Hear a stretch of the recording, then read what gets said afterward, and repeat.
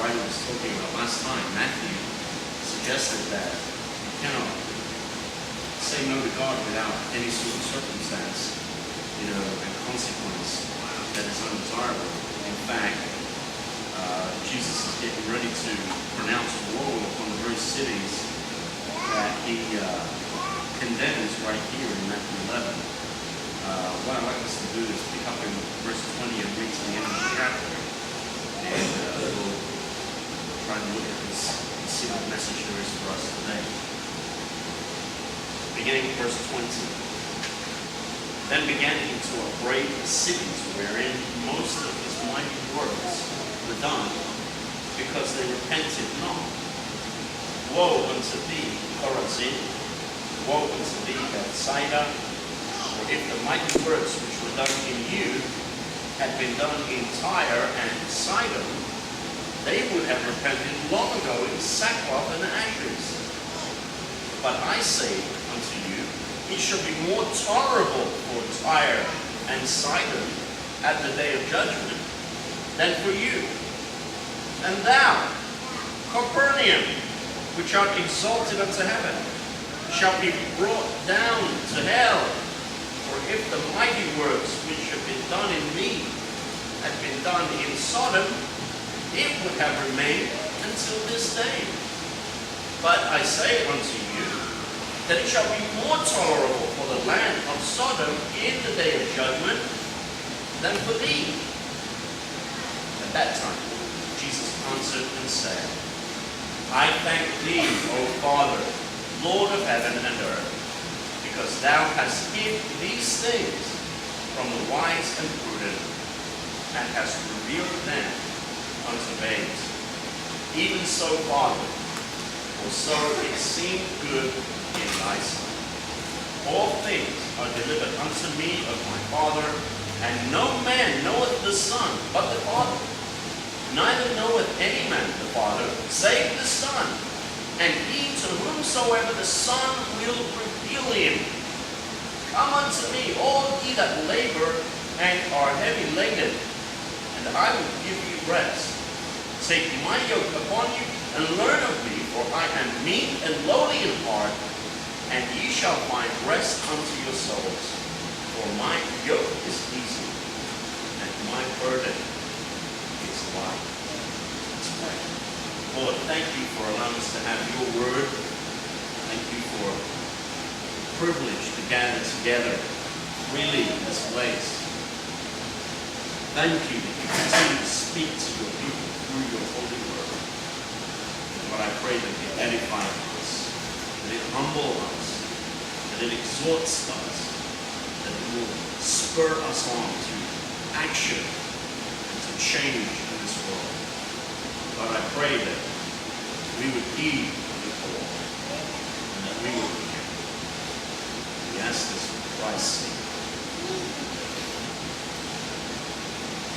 This is a troubling passage in many ways, because Jesus is often thought of as the meek and mild, but in fact, doesn't he say this at the end of the chapter, that my yoke is easy and the burden is light? Come to me, I'm meek and lowly in heart.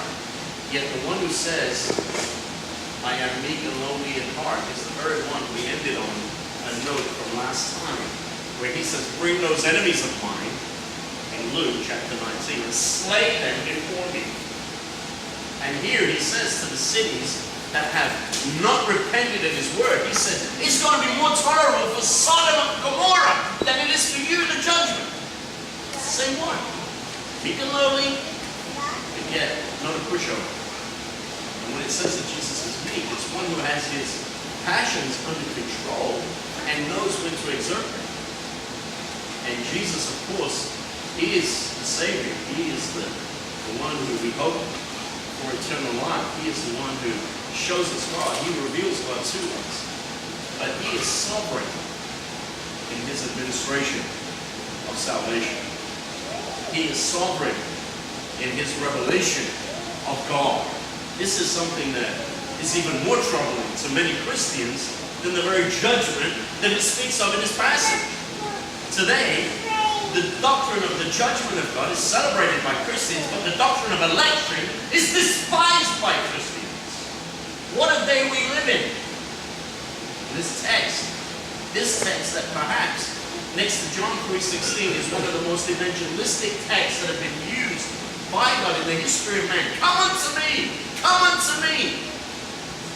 A great evangelistic passage, a text that encourages sinners to flee to Christ, is prefaced by the very truth of God's electing grace. Just as John 3:16 is prefaced by the very truth of God's Spirit blowing where it will and bringing redemption to whom He will.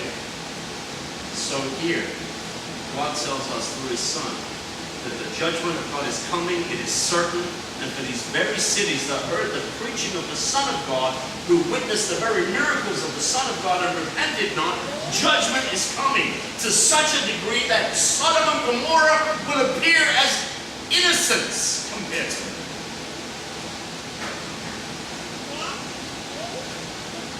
This very same God brings this word of judgment, but He also says, God is revealed to them.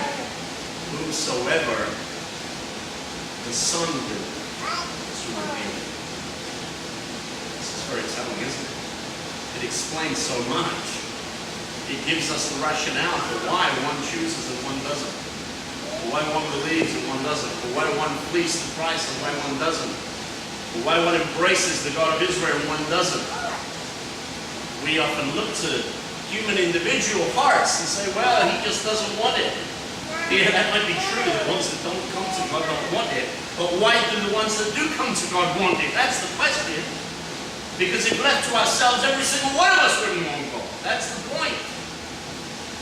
And here, Jesus not only teaches the doctrine of election, but He also prays to God and He thanks God for the doctrine of election.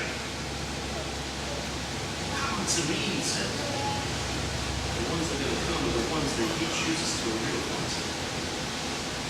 Thank me, Father, you have hid these things from those who believe themselves to be wise and prudent, those people who think they've got it all together, spiritually and otherwise. And you have revealed it to babes. He uses the word for an infant in the original Greek. Take an infant that's in the arms of its mother. What can it do? What can it do? Can it do anything to warrant the mother's love?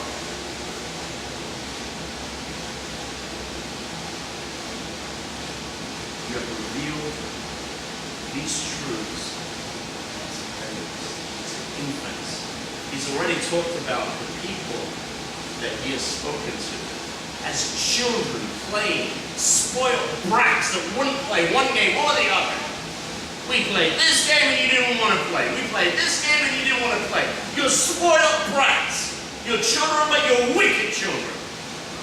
On the other hand, these blessed of the Father are infants that can't contribute anything. That don't have any plea on God. They don't have any claim on Him.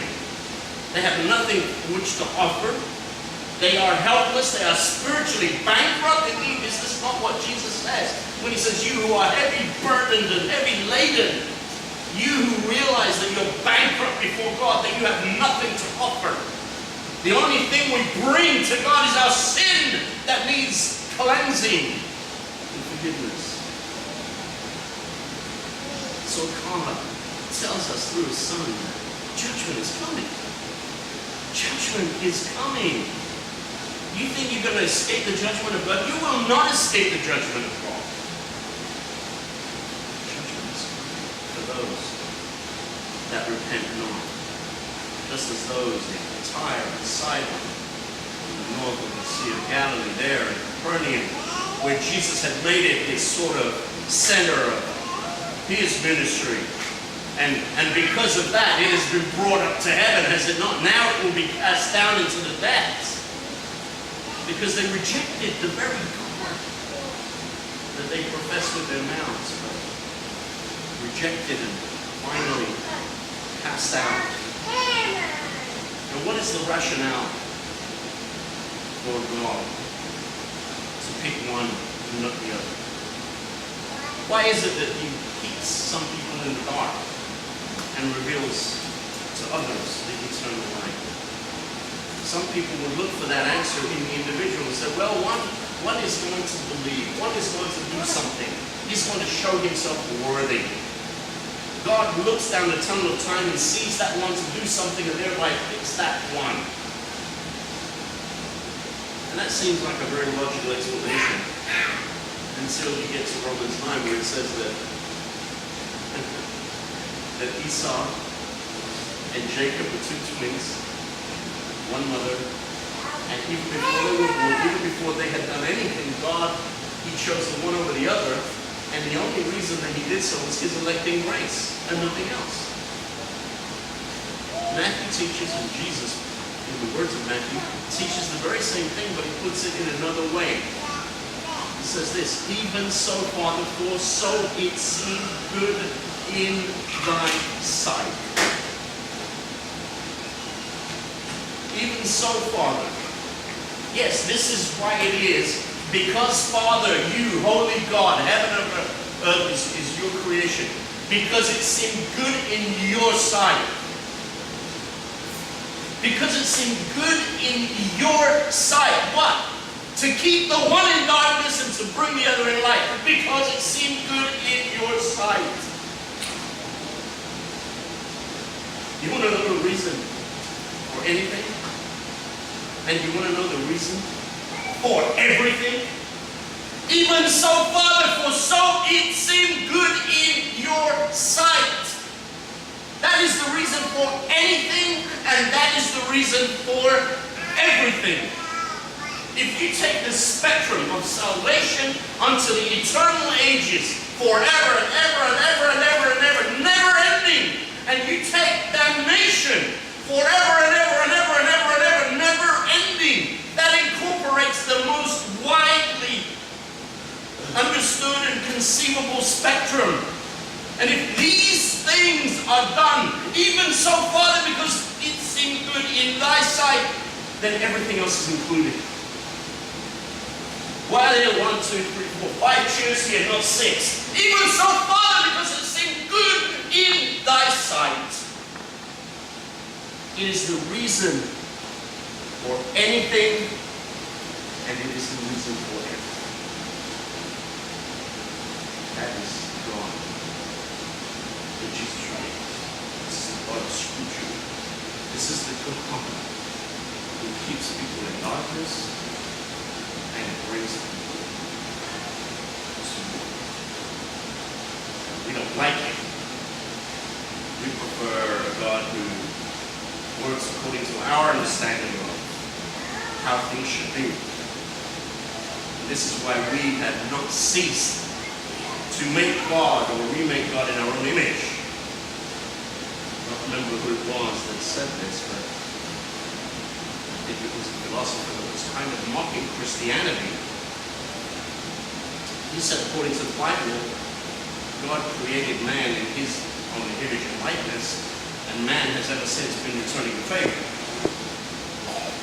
We have been making God in our own image and likeness. And that is nothing more than idolatry. We want God to our standards. We don't worship God as long as he's the one that we like. We prefer one thing over another. In Scripture, we like to be in control of things. But that is not the truth. That is not the reality. That is not the Scripture in its totality. One of the things that came out of the times of the Reformation was sola scriptura, the Scriptures alone. But not only that, not only sola scriptura, but tota scriptura, the entirety of the counsel of God's word, everything in the Bible. Some people today don't read the Old Testament. They think, oh, that's just Jews, that's history, that's wrong. We just need the church stuff. We need the stuff from Jesus on. That's really where the action is. Well, the reality is far different. God's word in its entirety is for us. All scripture is God-breathed. And so, yes, even the hard parts, like this text, even the parts about judgment, even the parts about choosing and God's election, they are part of the Word of God that we need to do. If we took out 4/5 of the Bible, what we call the Old Testament, and had a picture of God only with what was left, we would have an impoverished view of God. That is completely why God has included those 4/5 of the Bible in what we call our Old Testament. So we can get a more comprehensive view of God. And the one who reveals this to us is none other than Christ, who manifests God in all of his glory. In fact, today we were looking back on Hebrews. We had finished the book of Hebrews and we were reflecting back on it. And in chapter 1 of Hebrews, it tells us that the Son is the express image of the glory of God. He is the radiant splendor of God.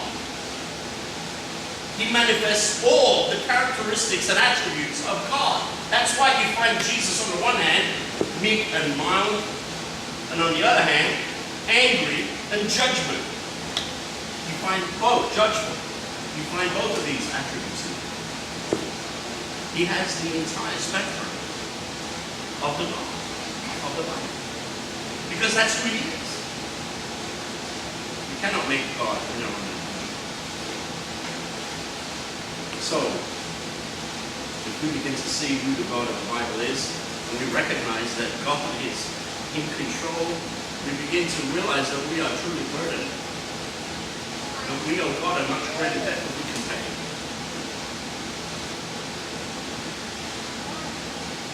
He wants us to come to Jesus. Come to him. Come to him. Lastly, learn of me.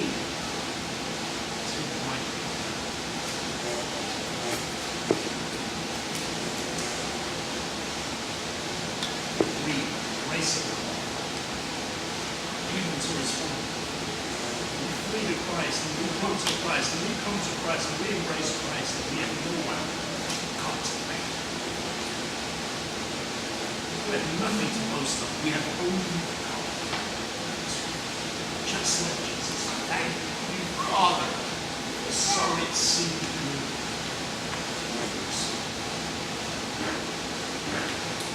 Away with this Pelagian nonsense. It is our will and our ability. Away with this Arminian gospel that it's up to us. And we need to give permission to God. Away with such nonsense.